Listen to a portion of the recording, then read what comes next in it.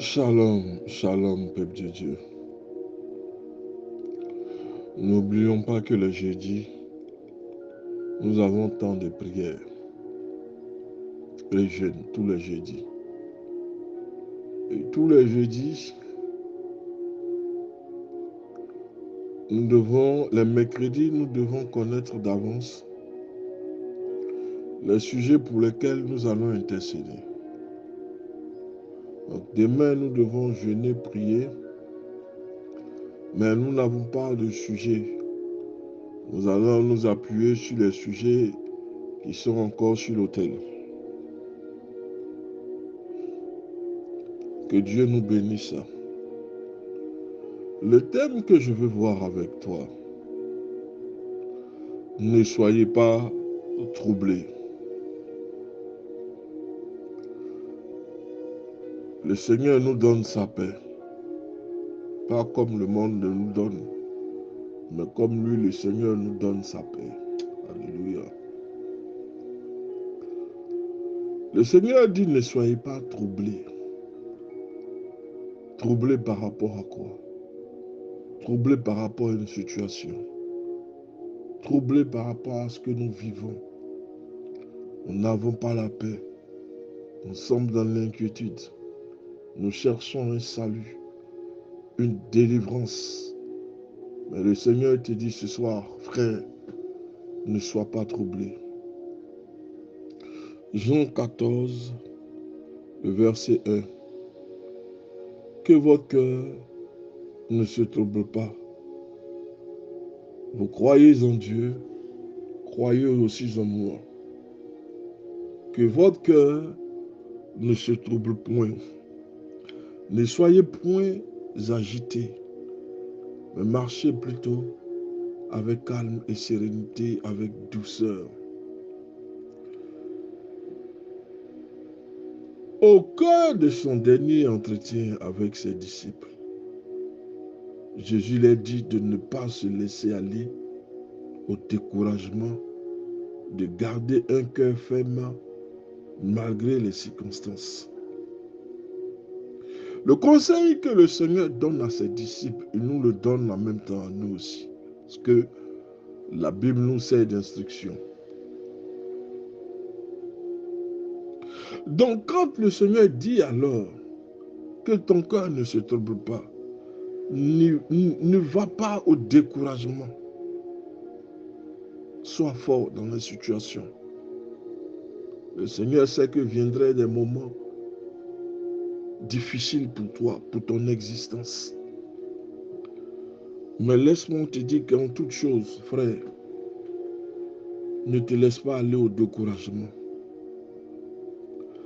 Garde ton cœur contre toute chose. Que ton cœur soit ferme malgré les circonstances de la vie. Tu pleures, tu agonises, les choses vont mal, rien ne va. Je suis toujours la dernière personne. Le conseil que le Seigneur donne à ses disciples, c'est un conseil qui va au-delà même des disciples de Jésus. Jésus s'adresse à nous aujourd'hui. C'est comme si le Christ, en parlant ainsi à ses disciples, s'adresse automatiquement à nous aussi. Parce que nous vivons des situations.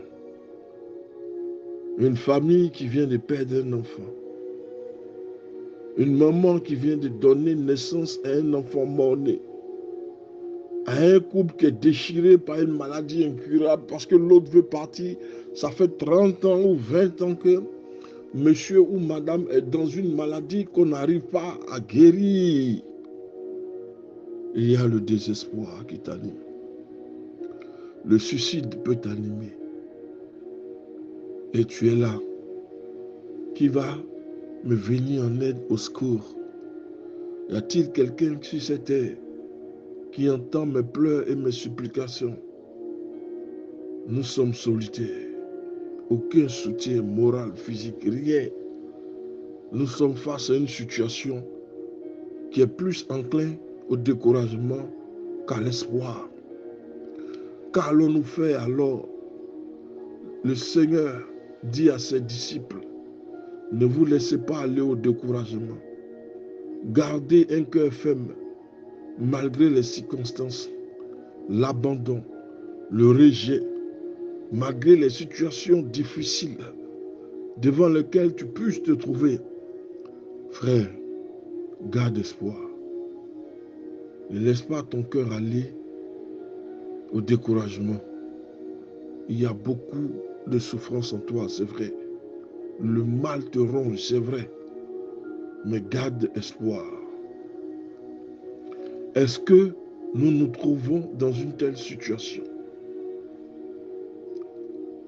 La pauvreté, le chômage, le mariage, le non-mariage qui devient chronique. Nous sommes la moquerie, les railleries des uns et des autres. On n'arrive pas à se marier parce qu'on se sert de nous. Te trouves-tu dans une de ces situations? Est-ce que tu te trouves dans une de ces situations? Au point que tu veux chercher à donner un sens à ce qui nous arrive, une raison à ce qui nous arrive. D'autres se consolent en disant, c'est une fatalité. Ce qui devait m'arriver, c'est ce qui m'est arrivé. D'autres diront que depuis longtemps, je lutte face à une situation. Je ne connais aucune amélioration. Certains diront que les sorciers depuis mon village m'ont lié, m'ont ligoté. Ma vie n'a pas de sens. Je n'ai aucune orientation. Lorsque je trouve une orientation, comme si un esprit vient me désorienter, je ne marche plus dans ma destinée prophétique. Seigneur, aide-moi. À nous tous, Jésus donne la même réponse, le même espoir. Vous croyez en Dieu, croyez aussi en moi. Le Seigneur établit une différence entre croire en Dieu et croire en lui. Beaucoup de gens, lorsqu'on leur pose la question, croyez-vous en Dieu, répondent en fait par l'affirmative, en ajoutant parfois une vague explication du genre, il faut bien croire à une puissance qui régirait notre univers, où chacun croit en son Dieu, un peu de religion ne fait pas de mal. Dieu n'est pas une religion. Non. Il a mis en place le christianisme, manifesté en la personne de Yeshua le Messie. C'est lui seul que nous devons suivre. La religion est une constitution de règles que chacun doit suivre. Mais nous parlons du christianisme, qui est une soumission totale, une dévotion totale en la personne de Yeshua le Messie. C'est lui seul que nous devons croire, en qui nous devons croire. La religion et sa règle ne nous intéressent pas. Croire en Jésus est parfois risqué, parce que le fait que nous donnons notre vie au Christ, ça va attirer la bénédiction, c'est vrai. Mais c'est comme les mouches vont être attirées sur du miel. Parce que l'onction qui est en toi va provoquer la jalousie chez les autres. Pourquoi croire en Christ? Nous disons que croire en Christ est quelque chose de risqué. Pourquoi? Parce que bien que la réalité de la vie du Messie ait été attestée par de nombreux témoins, la réalité physique nous échappe. Parce que c'est vrai, il est né d'une vierge. Il a eu une naissance normale. Mais tous ceux qui l'ont côtoyé ne peuvent pas définir physiquement qui est le Messie. Parce qu'il est indescriptible. Ce ne sont pas les photos que les gens mettent dans les maisons à tort et à travers qui sont le reflet du Seigneur. Jamais. Ça, ce n'est pas le Seigneur. Ceux qui l'ont vu ont du mal à le reproduire. Parce qu'il est le Messie. Nous disons ceci. Alors, Si la réalité de sa vie a été attestée par de nombreux témoins, parce que la Bible nous parle du Messie et de sa puissance et de ses guérisons et de ses miracles. Mais sa réalité physique nous échappe parce que, comme je dis, on a du mal à le décrire. N'allez pas croire les photos que vous voyez comme étant une représentation du Messie. Ce sont des conneries. Non. Si la réalité de sa vie a été attestée par de nombreux témoins, sa réalité physique nous échappe. Harold Sarah raconte l'histoire de ce petit garçon de 5 ans à qui sa mère ordonne d'aller se laver les mains avant de passer à table. Avant de remercier Jésus pour notre nourriture, tu dois aller te laver les mains. Le garçon se dirige vers la salle des mains. Sa mère lui crie encore là-dessus. N'oublie pas de te servir du savon pour tuer toutes les bactéries. Et l'enfant s'est mis à parler parce que, irrité par l'oppression de sa mère, l'enfant dit ceci: bactéries et Jésus, bactéries et Jésus. C'est tout ce que j'entends dans cette maison. Mais jusqu'à aujourd'hui, je n'ai vu ni les bactéries, je n'ai vu ni l'un, je n'ai vu ni l'autre, ni les bactéries, ni Jésus, Jésus de Nazareth. Le Seigneur peut se rendre à nous dans n'importe quelle posture, de n'importe quelle manière, de n'importe quel vêtement. C'est à nous de savoir discerner. L'enfant dit: je n'ai vu ni les bactéries, ni Jésus. Le Seigneur ne vient pas de façon à frapper les regards.